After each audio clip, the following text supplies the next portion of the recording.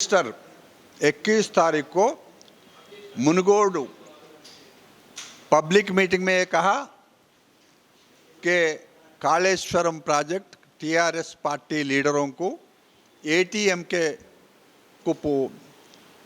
के जैसा यूज कर रहे हैं। यही नहीं बल्कि केंद्र सरकार में जल शाखा मंत्री ने आरोप किया कि इसको परमिशन नहीं है, इसमें लाखों करोड़ों रुपए गफला हुआ।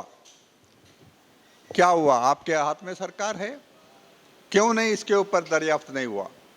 दूसरा, 2-3 दिन से जो है बहुत बड़ा लिकर स्कैम के बारे में चर्चा चल रही है, पेपरों में आया, टीवियों में आया, सब लोगों को, सारा देश को मालूम हो गया। कहाँ हुआ ये? देश के राजधानी में हुआ। क्यों नहीं आप लोग खामोश बैठे?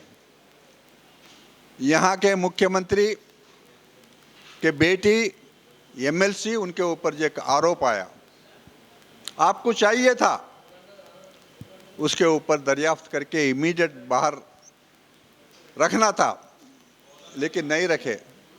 क्या हुआ? बीजेपी कार्यकर्ताओं ने कविता के मकान के ऊपर गए, धरना किए, हल्ला गुल्ला हुआ। उसमें नेक्स्ट डे क्या होता? सारे टीआरएस मंत्री, एमएलए तमाम जाके वहां बैठ के चैलेंज करते एक के ऊपर एक। उसके अलावा मैं ये भी कहना चाहता हूं, कविता को बतकम्मा के नाम से जो लफ्ज यूज किया गया, बतकम्मा एक पवित्र फेस्टिवल है। यहाँ के तेलंगाना के सारे महिलाओं ने दशहरे से पहले बतकम्मा फेस्टिवल करते। क्या आप लोगों ने कविता को बतकम्मा से मिला के बात करते हैं? पवित्रता को आप लोगों ने क्या कर रहे हैं?